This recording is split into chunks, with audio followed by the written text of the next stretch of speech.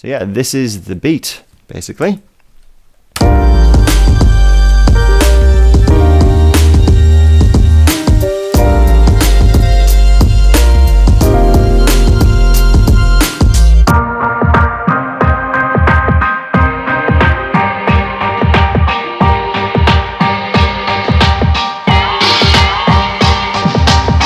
Hi guys, SKETI here, welcome back to a new tutorial. This time we're going to look at how to make a sort of fleshed out lo-fi stroke boom bap beat with piano, drums, bass and a bit of a string part as well. So let's get to it. Right, so I've already made this beat and I'm just going to go through how I made it from start to finish. So first thing I did was I was looking for some piano chords, and now obviously I could write them myself, and obviously if you're struggling with writing chords I've got a tutorial on that as well. But I was just like, well, I'm looking for just something that I can riff on, because this kind of stuff I like to sort of jam with as well, playing bass or some keys parts. So what I did is I went on Splice and I found this piano part that I quite liked.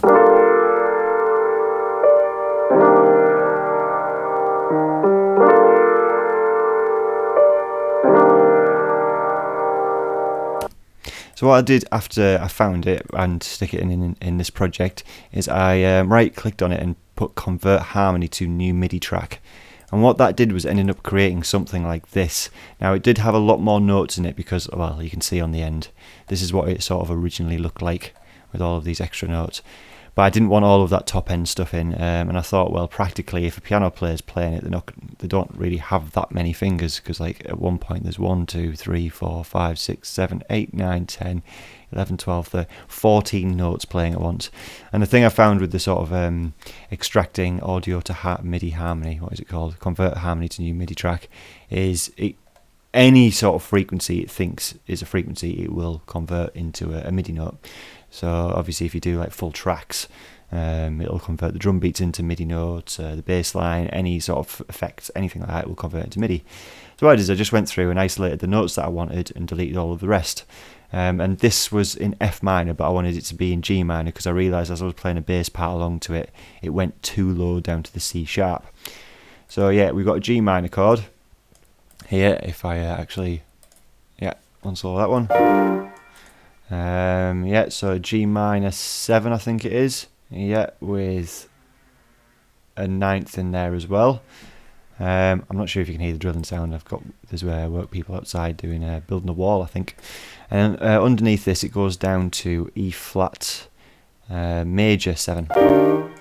So yeah, that's the main two chords. But I also thought when it got to this one here, which it just basically repeats it, G minor 7, 9, E flat 7, E flat major 7, yeah, G minor 9, and then this one here is the same chord, but instead of having the root note on E flat, I moved it up to F, and this is a cool thing you can do, is if you take the root note of the chord and move up to the second, it creates quite a nice interval. So let's listen back to that, just by itself even.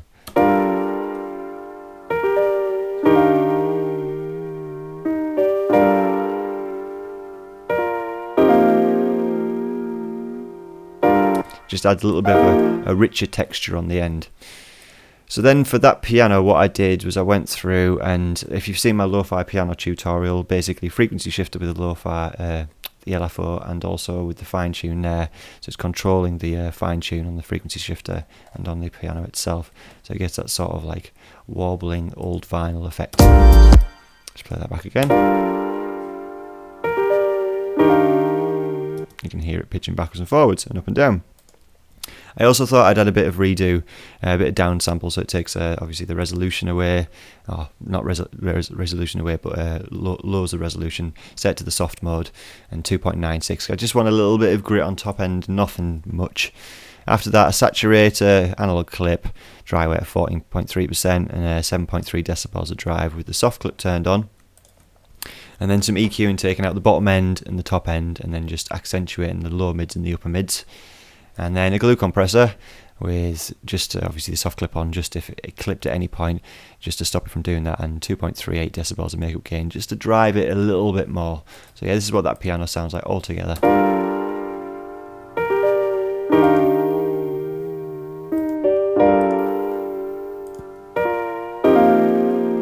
Yeah, I just turned a few of the effects off. You can hear how it's different. I would actually maybe even just take that redo off as well, but for this I thought it worked quite well. So then the next thing that I did before I got to the bass line, I was just looking for some sort of boom bap style drum hits, and I found a couple of beats here. So this was the first one that I found. This might sound weird because it's actually slowed down from what it originally was.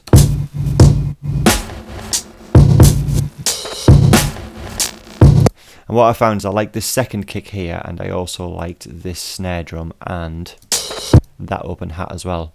So I ended up putting that down into a drum rack. And then I was looking for some extra closed hi-hats, because I found instead of just using the same hi-hat over and over again, I used a few in combination with each other to sort of get that real live feeling, because with boom bap it's a real jazzy live feeling sound of hip hop. So yeah, this that hi-hat, that snare drum, and that hi-hat as well. So I then split that out into two drum racks. So this is my hi-hat drum rack. So if we just mute that on solo even, that's the first one. This is the second one. So that's from that second beat that I picked, and then the open hi-hat.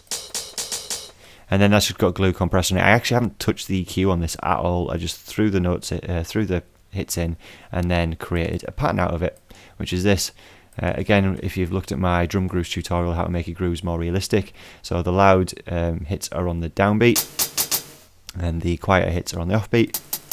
And then right at the end on the last bar, we've got that open hi-hat on the and of 4. So that was that, and then the kicks and the snares I threw into a different drum rack. 2 kicks. This one I was just experimenting with, but I didn't end up using in the end, but it was this one that I used. These 2 snares. And I can actually delete these hi-hats because they're not being used in the original beat.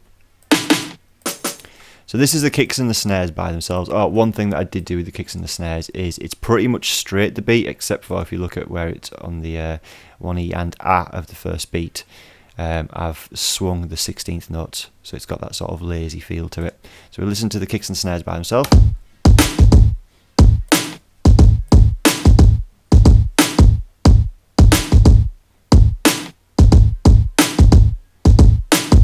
And also I made the 16th notes before the main sort of kick hits a little bit quieter, because if like a real drum would play, those first beats just before the main hit is a little bit quieter. So I'll listen to that again. Just gives it a little bit more of a live and natural feeling. And then the hi-hats, it's a very simple pattern. But if we listen to them both together,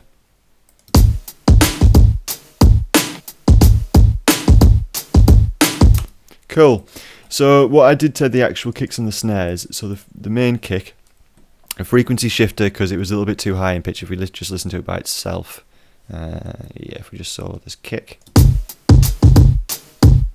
I feel like it needed a little bit of a pitching down, so yeah, minus 24.6 Hertz on the frequency shifter. Experiment with the OTT multiband dynamics preset, and I actually drove the bottom end and the mids like really hard in this, because I found that I could actually push this kick quite a lot. Kept the top end down because I already had a lot of top end content that I didn't really want, and then set the amount to 20%, so we can listen to that again.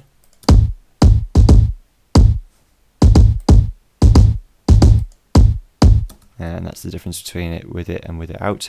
And then an EQ8, really pushing up the bottom end, and sort of 100 Hertz frequency as well. A dip at the 500 Hertz, which if you've seen my drum design tutorials, yeah, doing that dip, it allows the music to sit in that region, so the drums sort of dip out there. And a little bit of a dip again at 6.53 kilohertz because of the top end in this kick drum that I didn't really like. So if we listen to that without the EQ, you can see that really drastically changes the sound. And then a glue compressor with a lot of makeup gain and the threshold pulled right down just to get that sort of like punch back in the initial hit. And then the snare drum, we have again a frequency shifter up 60 Hertz. Listen to that without. Yeah, I just found it was a little bit too low pitch beforehand. Another OTT. Yeah, setting all of this up. The bottom end really I can actually turn off, it's not being used at all. Mids driven a little bit, not too much. And then the high I haven't actually touched at all. Set the amount to 34% so we can listen to that without.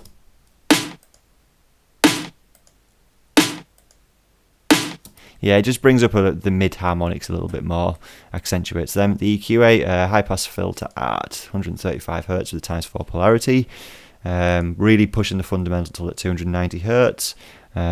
We've got a dip at again the 500 Hz region just to get rid of that, so the music content can sit behind it or on top of it even, and then a peak at 3 kHz just to sort of get that snappier sound of it, and then a low pass filter at 10.9 kHz just to get rid of any top end, because like lo-fi, boom bap was originally where all of these lo-fi beats have come from, and obviously it's that sort of like old retro vinyl sound, so getting rid of a lot of the top end gives it that sort of stylistic boom bap sound. So yeah, as you can see, yeah, without the EQ, there's a lot of bottom end in there that I just had to get rid of.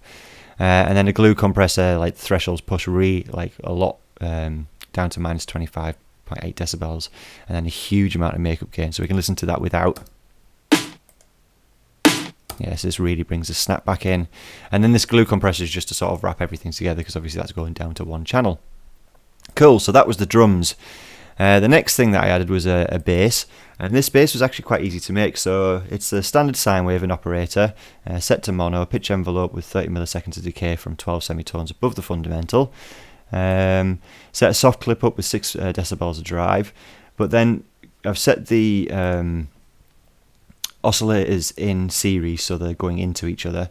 This next one here with an octave above was just to sort of, if I get rid of these, we'll just listen to this sound. So this is the two oscillators together. Just going to turn off the sidechain as well.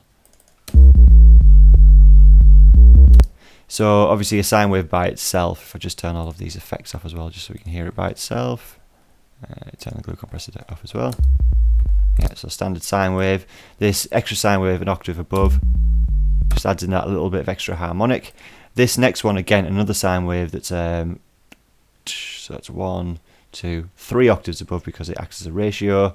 This is the sort of like when you hit a bass string, it changes its timbre and vibrations over time depending on how you pluck it.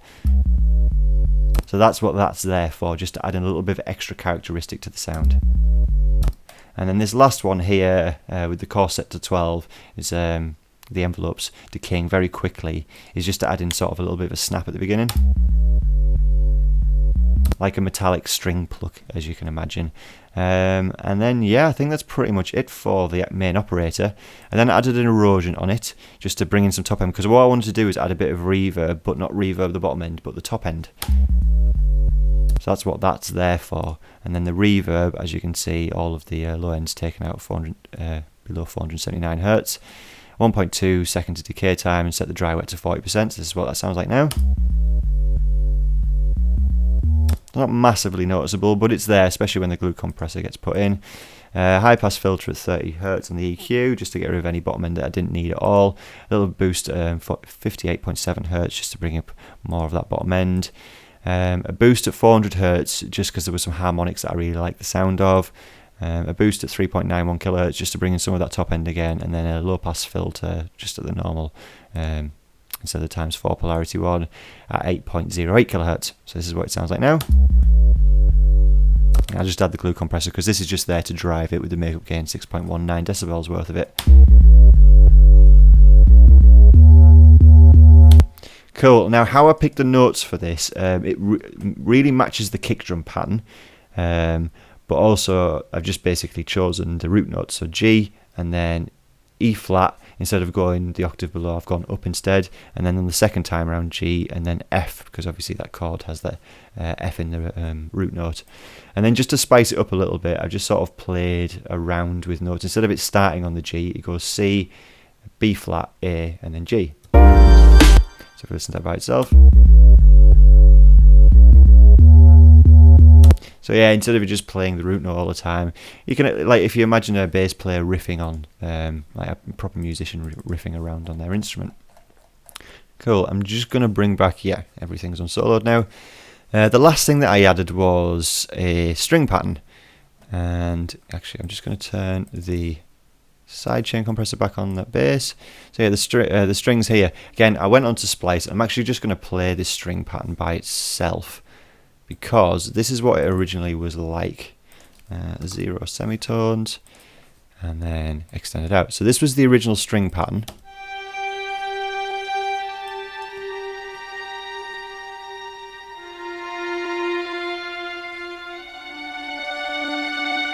So yeah, I literally just searched for a string pattern in G minor because this tune that I've written is in G minor.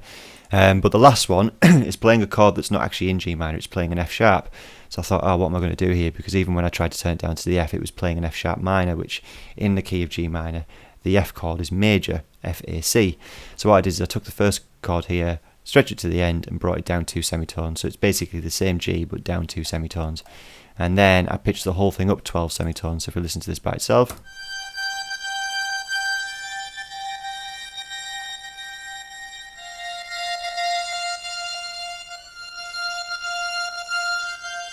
So yeah, those pretty much sit on the F the same. And then I also did the same thing, but I actually tuned it to the perfect fifth. So that's 7 semitones you would tune it to. And then obviously this is both of them together.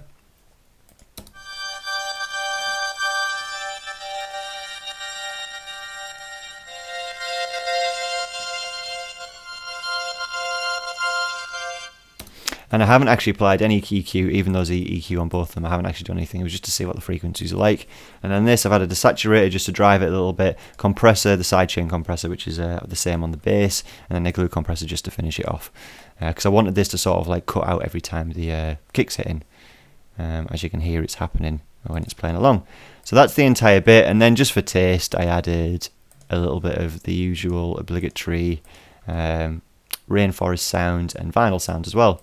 So this in total is the whole beat together, and the side kick is just basically an operator sine wave. It's just there to produce a signal for the sidechain compressor. And again, if you were not sure about sidechain compression, I've got a video on that as well, so have a check of that. So yeah, this is the beat basically.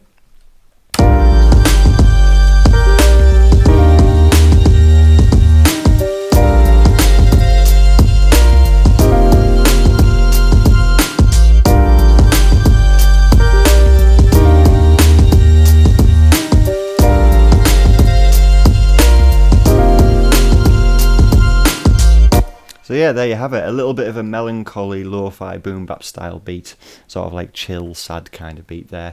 Anyway guys, I hope you've enjoyed this video. Leave a comment below if you have any suggestions for future videos.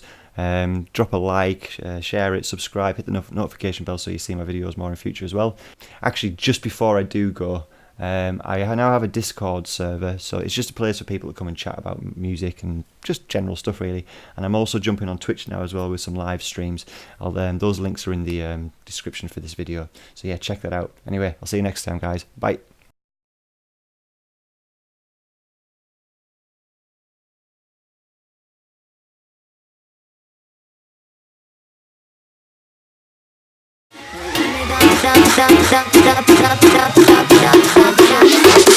Everybody jump up, come on!